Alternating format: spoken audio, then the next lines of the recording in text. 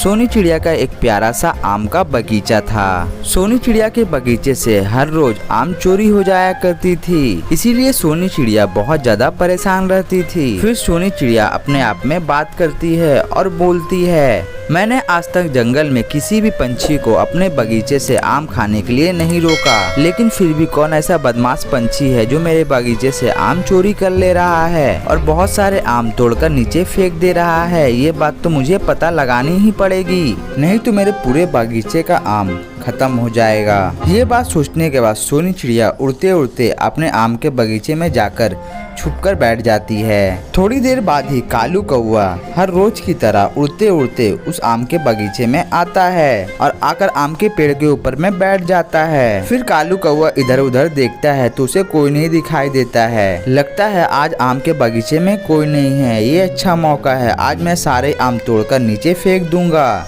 ऐसा कहने के बाद कालू कौवा एक एक आम के पेड़ से तोड़कर नीचे गिरा रहा था। ऐसा करते हुए सोनी चिड़िया कालू कौवे को देख लेती है। अच्छा, तो ये गंदी हरकतें कालू कौवा की है, यही हर रोज मेरा आम तोड़कर नीचे फेंकता है। अब इस कौवे को मैं ऐसा मजे चखाऊंगी कि यह ऐसा दोबारा लाइफ में कभी नहीं करेगा। उसके बाद सोनी चिड़िया उड़ते उड़ते कालू कौवे के पास जाकर बैठ जाती है। अच्छा, तुम ही वो चोर हो जो हर रोज मेरे पेड़ से आम तोड़कर नीचे फेंक देता है, तुम्हें शर्म नहीं आती है? तुम मेरे बागीचे को बर्बाद करना चाहते हो? रुको, मैं तुम्हें अच्छे से मजा चखाती हूँ। ये बात बोलने के बाद सोनी चिड़िया अपने चोंच से उस कालू कौवे को मारने लगती है। बस करो सोनी बहन, मुझसे बहुत बड़ी गलती हो गई, मैं ऐसा काम अब जिंदगी में नहीं करूँगा। अब बस करो सोनी बहन, मुझे मत मारो, मुझे बहुत दर्द हो रहा है। कालू कौवे, तुझे शर्म नहीं आती है माफी मांगने में? तुझे तो मर जाना चाहिए, तुमने ऐसा काम किया है, मैं तुम्हें कभी माफ नहीं करूंगी। फिर सोनी चिड़िया गुस्से से उस कालू कौवे को एक पेड़ में बांध देती है और डंडे से उसकी पिटाई करने लगती है। उसके बाद कालू कौवा सोनी चिड़िया से बोलता है, सोनी बहन, मैंने बोला ना, मुझसे बहुत बड़ी गलती हो गई, मैं ऐसा काम अब जिंदगी में नहीं करूँगा, मुझे माफ कर दो और मुझे छोड़ दो।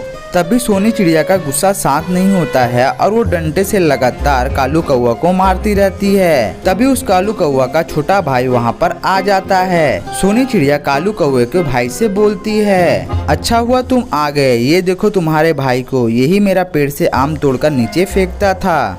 फिर कालू कौवा का भाई कालू कौवा से बोलता है, भैया आपको शर्म नहीं आता है ऐसा काम करने में? सोनी बहन तो कितनी अच्छी है, आज तक सोनी बहन ने किसी को भी अपने आम के पेड़ में से आम खाने से मना नहीं किया है।